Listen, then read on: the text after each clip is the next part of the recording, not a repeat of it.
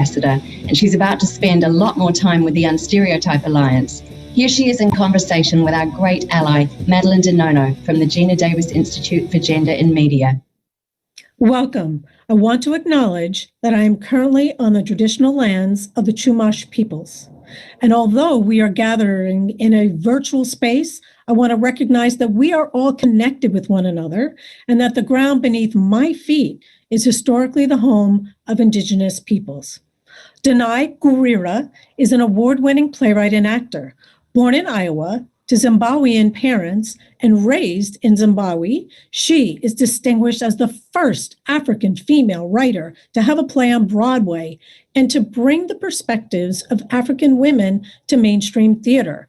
As an actor, Danai starred for 7 years as Michonne on the award-winning TV series The Walking Dead, and then as General Okoye in Marvel's 2018 Academy Award-winning blockbuster film, Black Panther. She brilliantly reprised her role in Avengers, Infinity War, and Avengers Endgame, which went on to become the #1 top-grossing film in history. In 2018, Danai was named a Goodwill Ambassador for UN Women, supporting its mandate of gender equality and women's rights and leveraging her celebrity as an amplifier of other women's voices. And this year, she will expand that role to work very closely with the Unstereotype Alliance. It is my honor to welcome Danai to the Unstereotype Alliance Global Member Summit. Hello. Hi. Thank you. Thank you for having me. It's wonderful to have you here. So we're going to get to it because I know we don't have a lot of time. You have said, since I was a little girl, it was clear to me that women were equal in power and ability to men. You became a Goodwill Ambassador in 2018. Clearly, our world has changed dramatically since then. How has your experiences informed your role, which is now evolving to a new focus on dismantling stereotypes? I'm very excited to announce that my new focus as the UN Women Goodwill Ambassador will be around dismantling gender norms and harmful stereotypes with the Unstereotype Alliance and our new campaign, Say Nothing, Change Nothing. So what does dismantling stereotypes mean for you? Well, dismantling stereotypes is definitely connected to pretty much everything I've ever tried to be a part of creatively. And that's because my creativity and my, I guess one would call it advocacy, have always been pretty much the same thing for me. I was born in the United States to African immigrant parents, and then we moved back to Zimbabwe when I was 5. So, I grew up in a nation that had just extricated itself from colonialism. And in 1980, it was one of the very last countries to gain its independence from British rule. And, there's a lot of stereotypes that go into, growing up as a Black African girl in the world, in either part of it, honestly. And so that weaved itself into where I garnered outrage and where I wanted to have some sort of effect or say something differently. So it definitely, the stereotypes that I witnessed growing up, when I came back to the United States, for instance, my first play was about the experience of African women and HIV, just giving one singular woman's story to unstereotype the idea that they're just a statistic and they're just like doing nothing in Africa and they're just all getting AIDS, and I was just hearing very disembodied concepts, dehumanizing concepts of what Africa was going through with HIV/AIDS. And I had grown up in a country heavily hit in the 80s and 90s. So I knew that wasn't true. So that stereotype in and of itself about Africans, about that particular issue, about African women, led me to create my first play. And it's just sort of always been that, I always want to tell a story that knocks a stereotype off its feet. That's always just been how I've navigated storytelling in what I've done as a creator and what I've done when I've been brought in as an actor. And so can you talk a little bit more about the impact of some of your plays. And for everyone who may not be familiar, Danai is an award-winning, playwright. Can you talk a little bit about the impact that has had? The impact. Well, it's funny because as a writer, as a creator, as a playwright, you can't really measure or quantify or predict impact. All you can do is tell a story with seeking to be a worthy vessel of those who you are trying to give voice to, and really that is a process in and of itself. And then the effect that telling that story might have on the world, you just hope it has one. You hope that people are affected, that they think differently when they walk out of out of that theater. You hope that you've provoked a new, way of thinking, killed an old way of thinking. And that's really all, that's what you can hope for. We definitely did a lot of work trying to, like with Eclipsed on Broadway, speaking the names of girls who were still in a state of abduction from the Boko Haram. And we'd speak their names every night, 3 girls, and we'd have the audience repeat their names.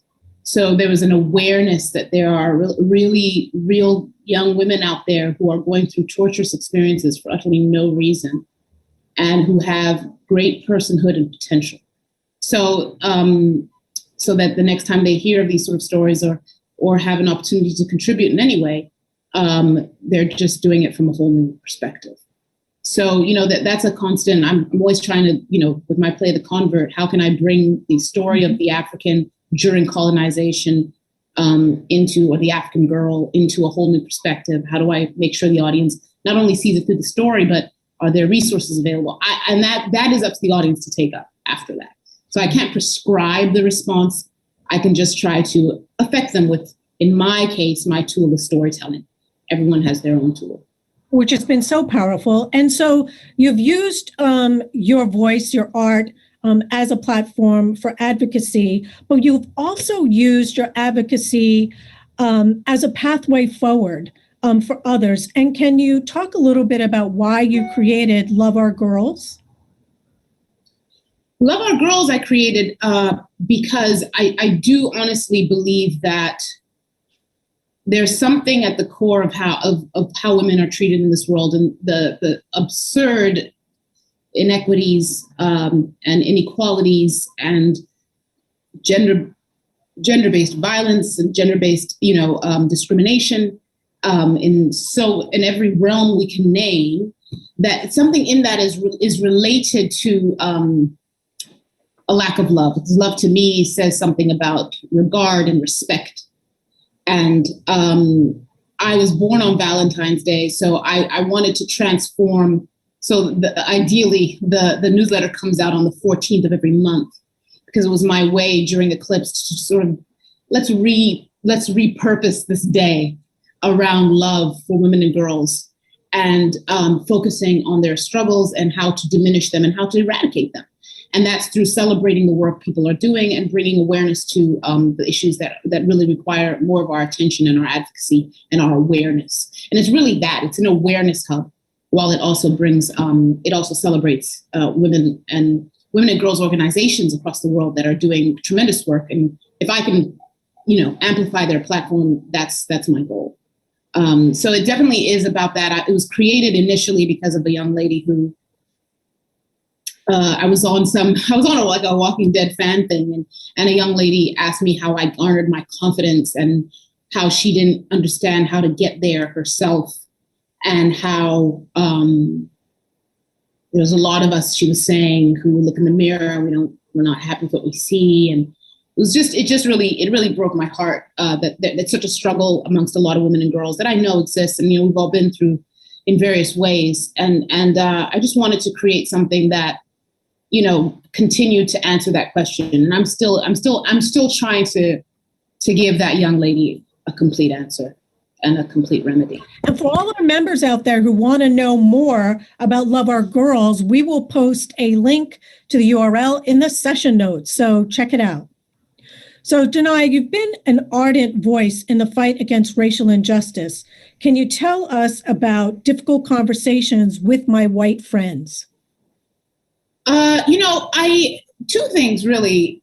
Firstly, that didn't, it turned out to be a one or two conversations, and I'll explain why. Really, it was a dear friend of mine who used to be my boss on The Walking Dead, Scott Gimple. He came to me and he was talking about, all the things he was realizing while during this time period of, when last summer, when the country was going through a racial reckoning, and that was also rooting itself in individuals going through their reckoning. And he was connecting with that for his own journey. And he said, I don't know, I'm not sure what to do. And I said, well, let's just converse about it, like a real conversation around race. And I realized when we did have the conversation, how rarely I had it with my white friends. And I was shocked that him and I had not had it in the past, because we are very, very good friends, And I was really, really surprised at that for myself even. But I also did feel like, there was a moment throughout that was really real around folks not feeling like they could, like Black folk really being exhausted with being asked how I can fix things by white people, and really not wanting to take on that responsibility, and rightfully so. But I started to actually have a curiosity around having that conversation, probably rooted in the fact that I was in my undergraduate time, I was a social psychology major, and I used to focus on race, and I was always looking at how do you get it to a place where you pin it down and you can truly dismantle it, versus how I feel it kind of moves around too fast and people can reform it and repurpose or say it's not really what it is and, gaslight it. And so it kind of keeps growing and moving in society and showing up wherever it chooses. So I've always had a very specific interest in how one can dismantle it, and seeking to, really. And so that's what that conversation with Scott really was for me, was a journey of how do I contribute to this moment in a way that's really, that really feels like something that I can do. And really, honestly, it was about how do I make sure that in this moment, white people are given the awareness around how whiteness works and how they have to do the work. And I think that's been a big thing that is absent with the issue of racism, is how do we address whiteness, and how do white people agree to do the work? Otherwise, it just doesn't go away. So Danai, at the Institute, there's one of our tagline is, if she can see it, she can be it. And clearly your portrayal of General Okoye has had a tremendous impact on how we see, female characters represented, globally. Can you talk a little bit about the impact that you've seen from audiences that have watched you in that character? Well, it's once again, I honestly, I struggle with like how I assess impact, but all I can say is that it's been really, really, it's been amazing to see the response to how I think that movie as a whole unpacked a lot of stereotypes around Africans, around women, around Black people, and really addressed something that I think is very, very important, that I believe colonization stripped from Africa, which was who we would have been without it.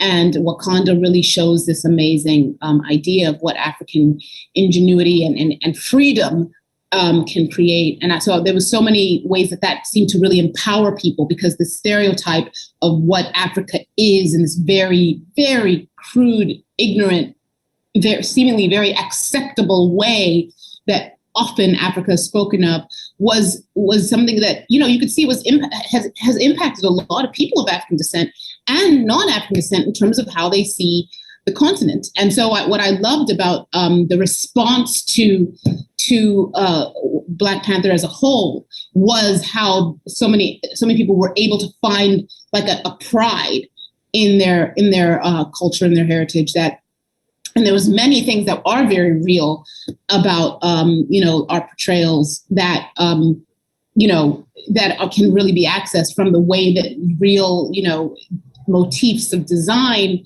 from very particular, ethnicities and people across the continent were utilized in the design of the movie. That won, 2 Oscars for design of costume and set, both of which were deeply influenced by real Africa.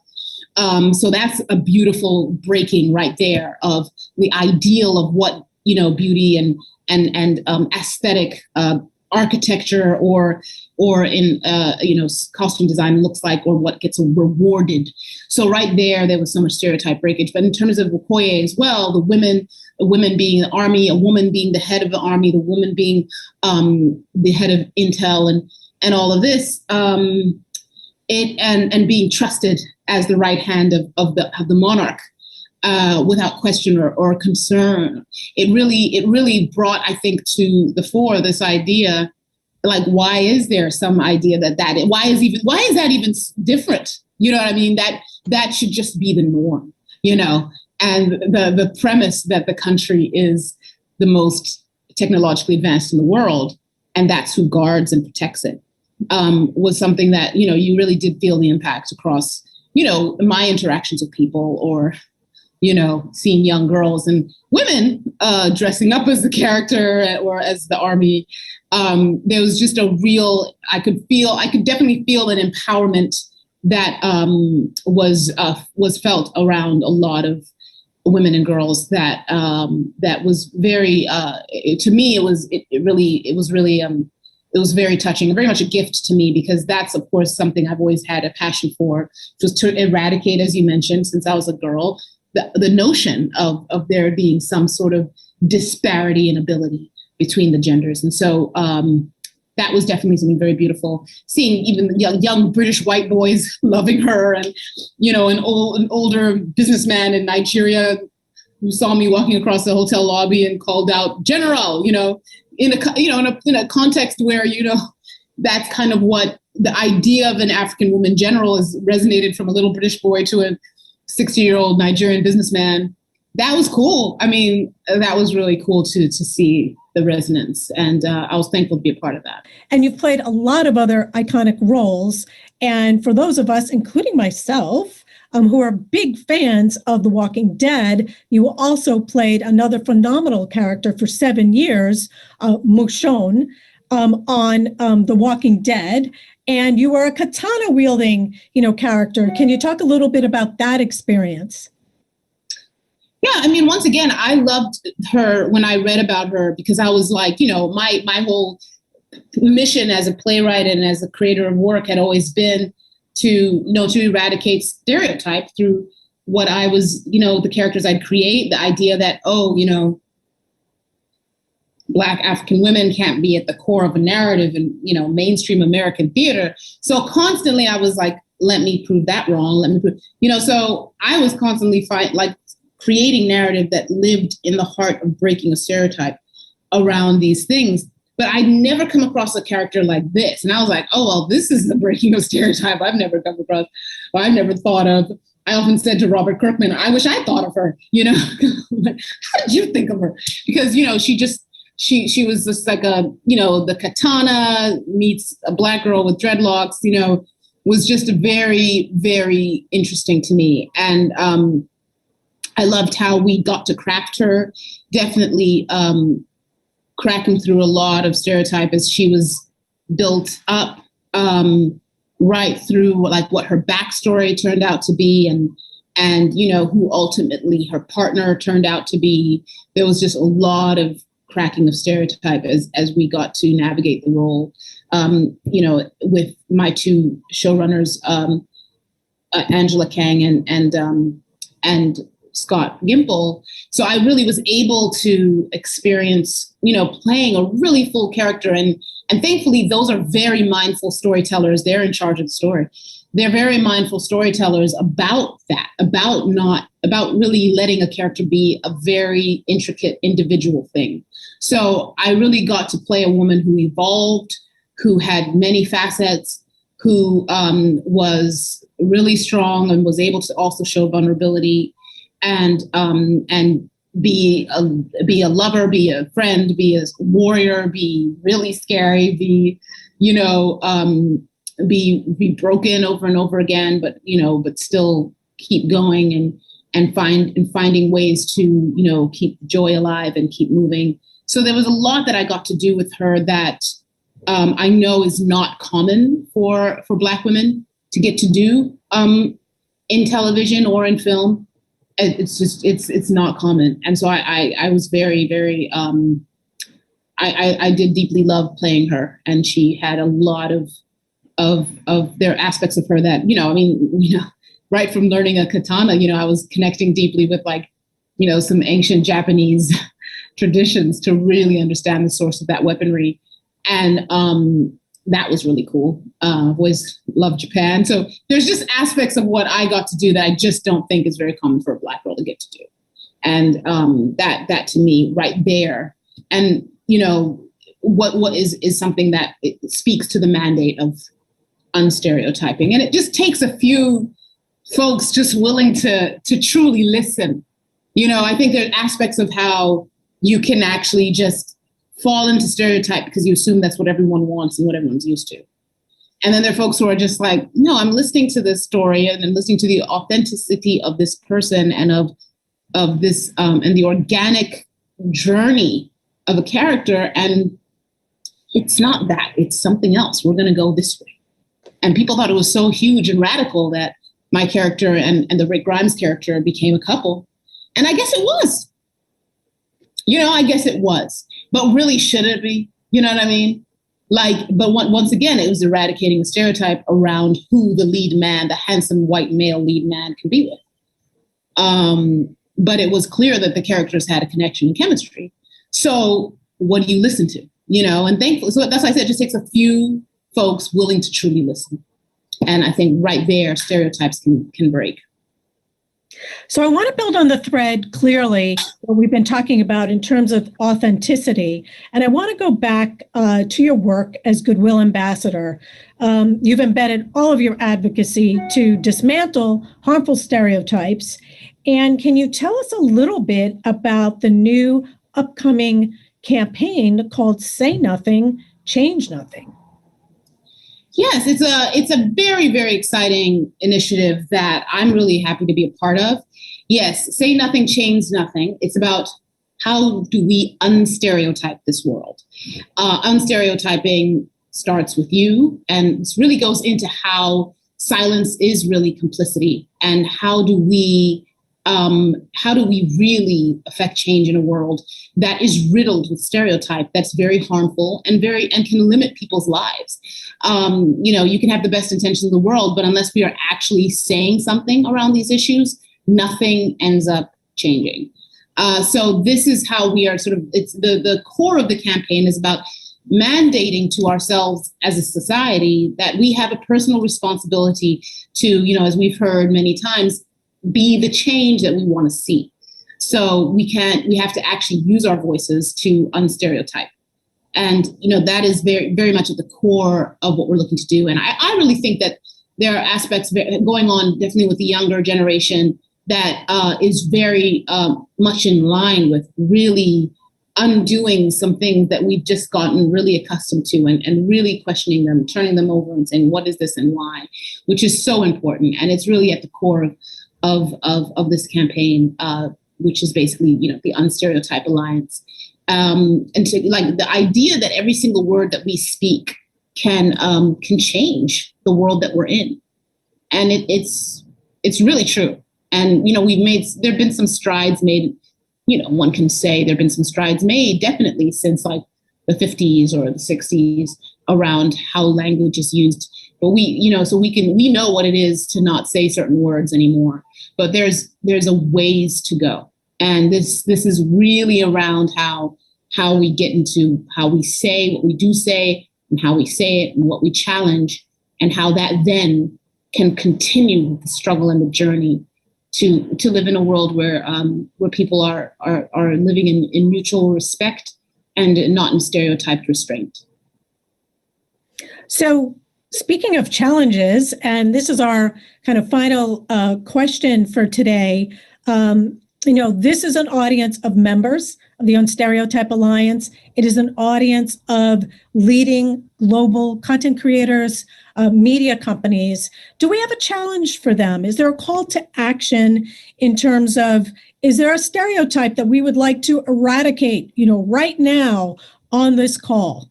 Absolutely. I think that that's really a great idea. And really, because we all know them, and we all know that there are stereotypes that restrain and restrict people in this world. I know it as a Black woman, the stereotype that comes along with, what you see when you see a Black woman, or what you assume, that right there is a stereotype. And it is one that can be very limiting to Black women across all realms, professionally, medically, personally, in every realm you can imagine. So, the stereotypes around what you think when you see a Black woman in certain settings is definitely one that I would love to see eradicated. Well, thank you. Well, I know we're at time. Thank you, Danai. Thank you to the Unstereotype Alliance.